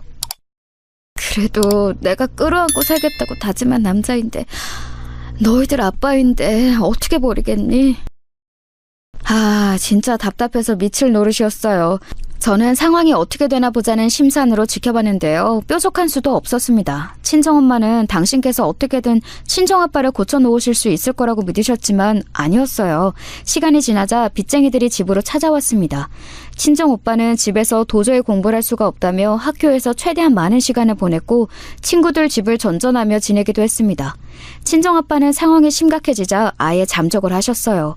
연락도 소식도 없는 친정아빠를 기다리시던 친정엄마의 모습이 세상에서 가장 답답한 장면이었습니다.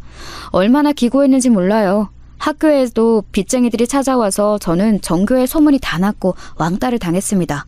배를 굶기 일쑤였고요. 그러다가 거의 반년 만에 친정아빠가 늦은 밤중에 집으로 오셨어요.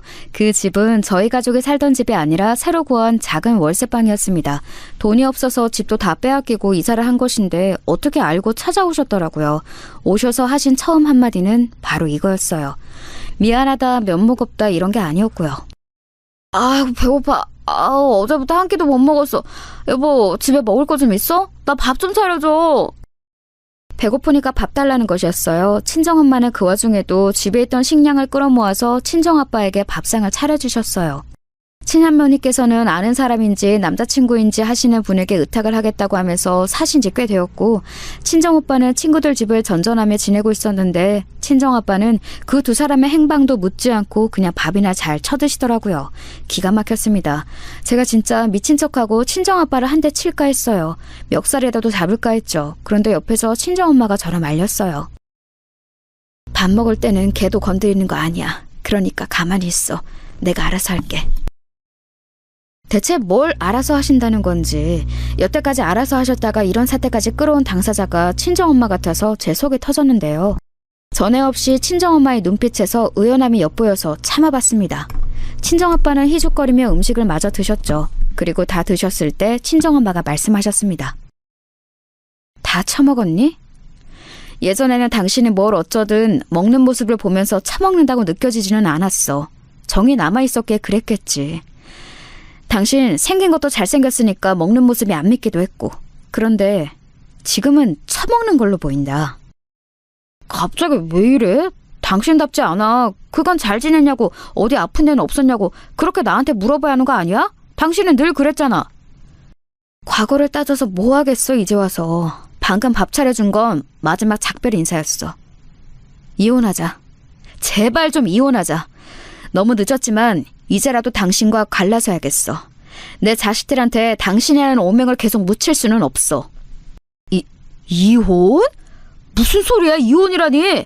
우리 검은머리가 팥불이 될 때까지 부부로 살기로 한 거 아니었어? 당신은 어떻게 변심을 해? 나는 납득 못해. 이혼 못해. 절대로 이혼 안 해줘. 머리가 꽃받친 친정아빠는 그런 순간에도 고작 그런 찌질한 말씀이나 뱉으셨습니다.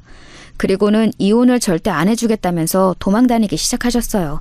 친정엄마의 몸에서는 사례가 나올 지경이었죠. 그날로부터 무려 3년이 지나서야 두 분은 이혼을 하셨습니다. 그것도 정말 간신히 이뤄진 거였어요. 두 분이 이혼을 하시고 2달 정도가 지났을 때 외할아버지께서 돌아가셨습니다. 건강이 계속 안 좋으셨다고 했어요. 친정엄마는 그것도 모르고 살았다면서 천하의 불효녀라서 죄송하다며 외할아버지의 영정 앞에서 눈물을 쏟으셨습니다. 그런데 이모가 곧 친정엄마를 쫓아내셨어요. 저희 남매도 함께 말입니다. 여기가 어디라고 와? 아버지 가시는 길에 죄를 뿌려도 유분수지. 아버지는 언니 같은 자식은 처음부터 없었으면 나았을 거라고 돌아가시기 전에 그렇게 말씀하셨어.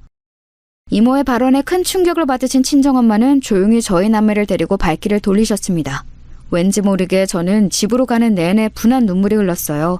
구질구질한 부분들만 가득한 제 인생도 싫었고 친정엄마의 인생도 싫었고 그냥 다 싫었습니다. 제가 눈물을 흘리고 있을 때 친정오빠는 각오를 다지고 있었어요. 정말 가감없이 인정해보자면 대단한 인물이에요. 친정오빠는 확실히 외탁을 했는데 그래서 머리가 좋습니다. 게다가 악발의 근성도 엄청나고요. 진작에 공부로 노선을 잡고 외길을 걸었어요. 집이 어떻게 쑥대밭이 되든 이 악물고 공부에만 매진을 했죠. 솔직히 보통 철면피가 아니고서야 학생 때 친구 집들을 전전하며 지내는 게 쉽지 않잖아요. 하지만 친정오빠는 그걸 해냈습니다. 집이 가난하다고 빚쟁이들이 따라다닌다고 그런 것들도 당당하게 밝히며 행동했죠. 보통 대범한 성격이 아니었던 거예요. 그런 친정오빠의 기계를 알아본 친구들이 몇 있었는데 그 친구분들 전부 다 미래에 성공을 거뒀답니다. 사람 볼 줄 아는 눈을 가졌으니 역시 그 당사자들도 보통 내기들이 아니었던 거겠죠. 당연히 친정오빠는 은혜 입은 그 친구들에게 훗날 확실하게 보답들을 했고요. 정신없는 사정에도 친정오빠는 묵묵하게 성공가도를 달리며 친정엄마의 가슴에 진 응어리를 풀어드렸습니다. 특히 외갓집 재산 문제가 불거졌을 때 활약을 제대로 했었죠. 알고 보니까 이모가 엄마의 몫까지 외갓집의 재산을 다 낼름해버리려고 하셨던 건데요. 친정엄마는 나는 받을 자격 없다며 자책하셨지만 친정오빠가 직접 외할머니와 외삼촌께 연락을 드려서 따로 자리를 가졌습니다. 그리고 여전히 그 두 분이 친정엄마를 가슴에 품고 있음을 확인하였고 지난 세월 이모가 중간에서 이간질을 해왔다는 비밀도 밝혀냈어요. 저희 가족이 부족한 모습만 보이면서 민폐를 끼쳐온 건 잘 인지하고 있습니다. 너무 늦었지만 이제나마 제가 지난 과오를 지우겠다는 마음으로 잘하겠습니다. 믿음직스러운 친정오빠의 모습을 보며 외할머니께서는 울음을 터뜨리셨고요. 저도 친정오빠에게 뒤처지지 않는 동생이 되고 싶었어요. 저 스스로 부족한 걸 알고 있었고 한계가 명확했지만 더 이상 환경 핑계를 대면서 게으름 피우기 싫었습니다.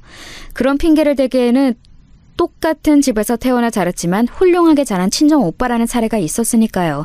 사실 저는 집안이 어려우니까 대학을 가지 않았고 일찍 공장에 다녔는데요. 뒤늦게 마음을 다잡고 대학에 들어갔습니다. 남들이 졸업할 나이에 신입생이 되었죠.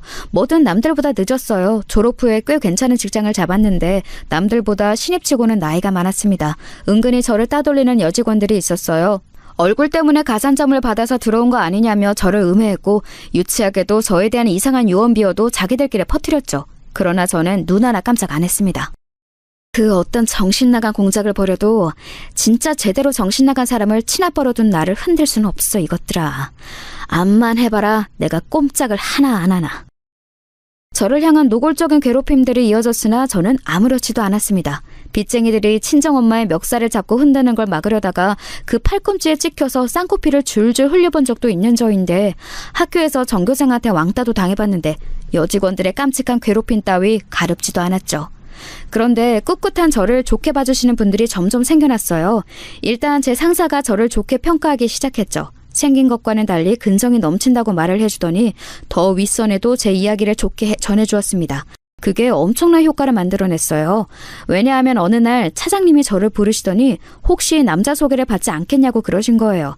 저의 불행한 환경을 이용해서 저를 어떻게 해보려는 이상한 놈들만 겪어왔던지라 연애는 별 생각이 없었으나 높으신 분이 권하는데 거절할 수는 없어서 알겠다고 그랬죠. 차장님께서는 무려 당신의 사촌 조카를 저에게 소개시켜 주셨습니다. 나이는 저보다 1살 위였고요. 생긴 것도 괜찮았고 직장은 더 괜찮았고 집안은 거기서 더 괜찮았습니다. 저는 생각했죠. 나이도 어리지 않은 저 같은 게 이런 남자와 만날 수는 없을 거라고요. 하지만 결과적으로 그 남자가 제 남편이 되었습니다. 믿거나 말거나 남편이 말하기를 저한테 한눈에 반했다고 하더군요.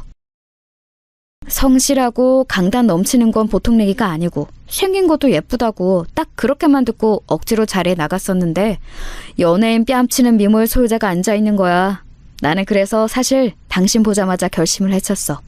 아, 나는 저 여자하고 꼭 결혼을 해야겠다. 저 듣기 좋으라고 아부를 하는 것 같긴 하죠. 그래도 제가 친탁을 하는 바람에 어디 가서 외모가 꿀린 적이 없긴 했기 때문에 그 덕을 좀 본 것 같아요. 시댁에서는 제 배경을 들으시고 떨떠름해 하셨다가 저를 직접 대면하시더니 그래 결혼해라 이렇게 흔쾌히 허락을 해주셨거든요. 시댁은 잘 사는 집안이었습니다. 자식 농사도 잘 된 집안이었죠. 3남매 중 첫째인 시누이는 예술 전공자였는데요. 유럽에서 고등학교, 대학교, 대학원을 나왔습니다. 부동산 재벌 집안에 시집을 갔고요. 둘째인 제 남편은 대기업에 재직 중이었는데 전도 유명한 부서에 몸을 담고 있었어요.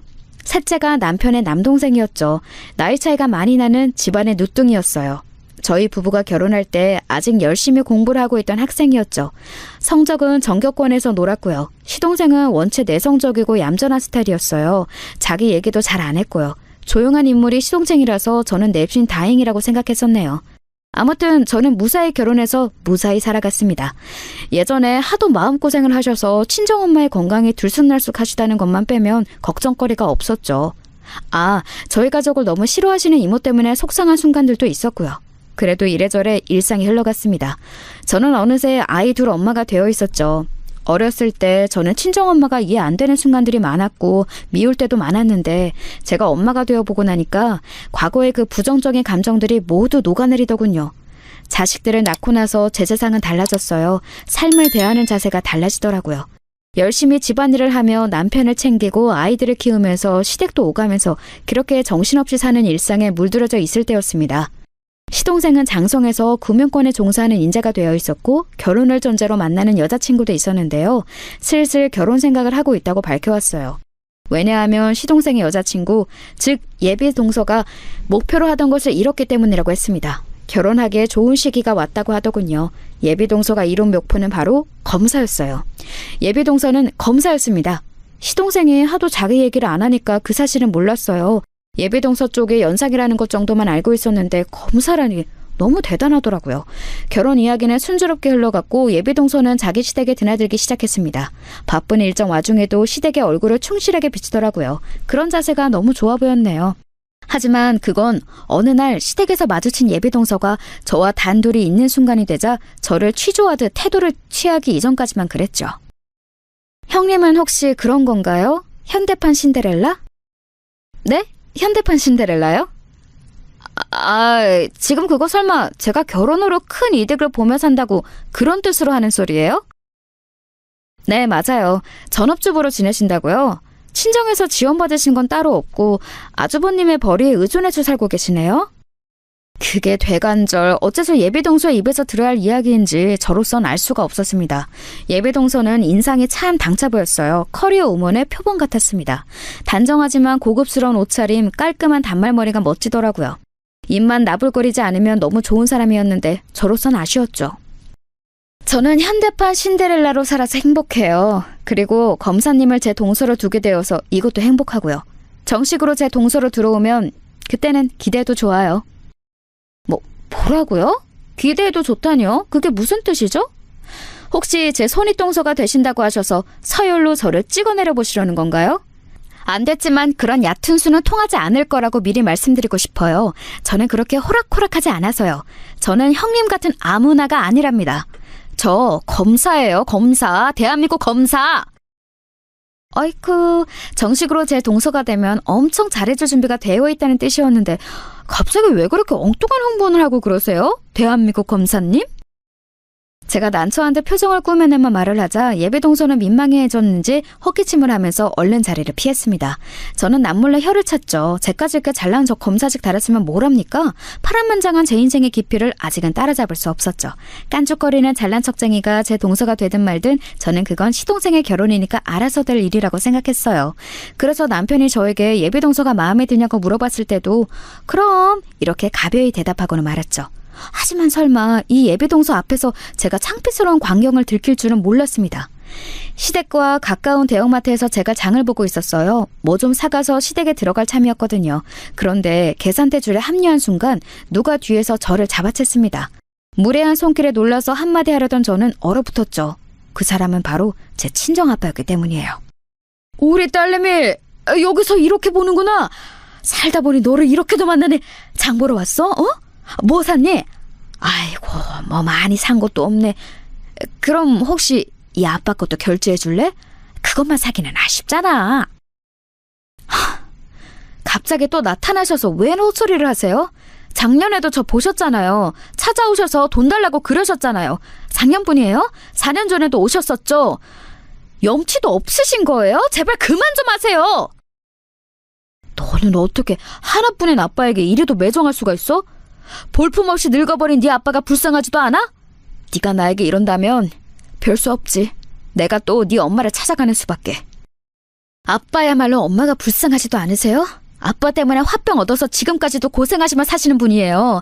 엄마에게 제대로 뭐 하나 해주신 것도 없으면서 어쩜 그렇게 뻔뻔하세요? 나한테 너무 그러지 마라. 그때는 내가 어쩔 수가 없었어. 주변 사방에서 나를 가만두지 않아서 어쩔 수가 없었다고.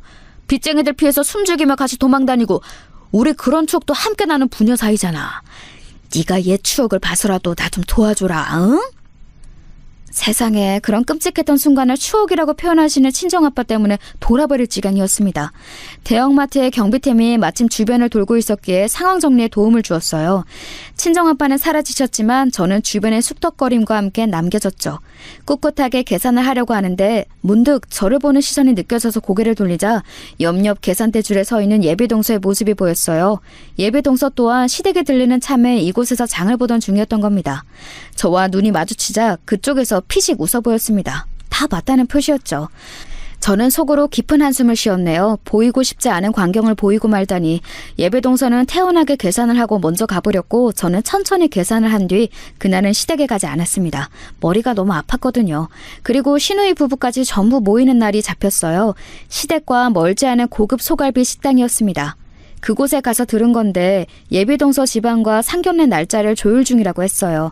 저는 그렇구나 하면서 고개를 끄덕이고 있었는데 예비동서가 저를 빤히 보더라고요. 제가 웃으면서 입모양으로만 왜요? 이렇게 물었는데 갑자기 예비동서가 또렷한 목소리로 이렇게 말을 해왔습니다. 앞으로 긴장하시는 게 좋을 거예요. 제가 눈여겨보고 있거든요. 조심하세요. 이건 충고이자 조언이에요. 조심? 뭐를요? 제가 뭘 조심해야 하는데요? 글쎄요. 그건 본인이 더 잘 알고 계시지 않을까요? 아무튼 요지는 털어서 먼지 한 톨 안 나오는 사람은 없다는 거예요. 그러니까 저한테 털리지 않도록 조심하시라는 거예요. 저한테 잘 보이셔야 할걸요? 저를 향해서 묘한 눈빛을 보내왔어요. 눈썹도 찡긋하더군요. 마치 다 알고 있다는 표시 같았습니다. 저는 어색하게 웃었고 시댁 식구들은 전부 분위기가 싸하게 식어버렸어요. 그 반응들이 의외였는지 예비동서는 조금 당황한 눈치였고요. 시누이가 맥주 한 잔씩 하자면서 대화를 돌리는 바람에 다행히 분위기는 전환이 되었는데요. 그럼에도 다들 미묘한 기색들은 지우지 못한 채였습니다. 그것을 예비동서가 이상하게 여기는 것 같길래 예비동서가 화장실을 가겠다며 일어섰을 때 제가 따라 나섰습니다. 이유를 알려주기 위해서였죠.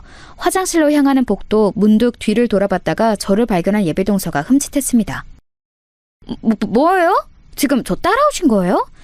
저한테 한 번만 봐달라고 하시려는 참이죠? 수상쩍은 친정아버지를 두신 게 적잖이 수치스러우신 모양인가 봐요. 수치스러운지 아닌지 그건 그쪽이 알 필요 없고 혹시 김원재 부장검사가 누군지는 알고 있어요? 부장검사요? 알고 있다면 어쩔 건데요? 갑자기 그런 엉뚱한 소리는 왜 꺼내세요? 저는 예비동서에게 한 발짝 더 가까이 다가갔고 귓가 근처에 대고 속삭이듯 말해주었습니다. 시댁 식구들의 분위기가 쌓여진 이유였죠. 그 부장검사가 내 친정오빠니까 그렇지 망하려나. 그 즉시 예비동서는 얼굴에서 핏기가 싹 가셨고 제 표정을 살펴보더니 진짜라고 금세 결론을 내린 모양이었어요. 우선 허리를 숙여서 저한테 인사부터 올리더라고요. 죄송합니다. 제가 전혀 알지 못하고 너무 건망을 떨어버렸네요. 정말 죄송합니다. 반성하고 있으니 한 번만 봐주세요. 글쎄요. 그 한 번만 봐달라는 말이 간절한지 아닌지 아직 가늠이 안 돼서 생각 좀 해볼게요. 볼일 보고 천천히 와요. 나는 많이 먹고 있을 테니까. 저는 아무렇지도 않게 환하게 웃으며 예비동서의 등을 두드려 주었고 먼저 자리로 돌아왔습니다.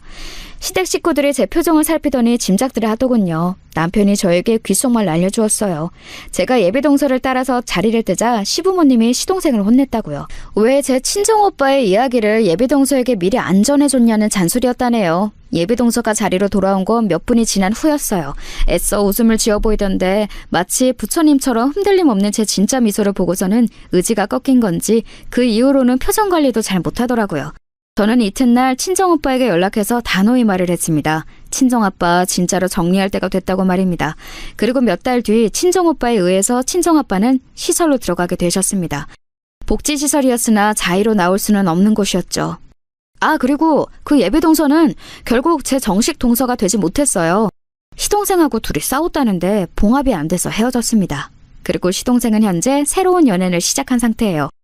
결실을 맺을지 어떨지 좋은 마음으로 기다려보고 있답니다.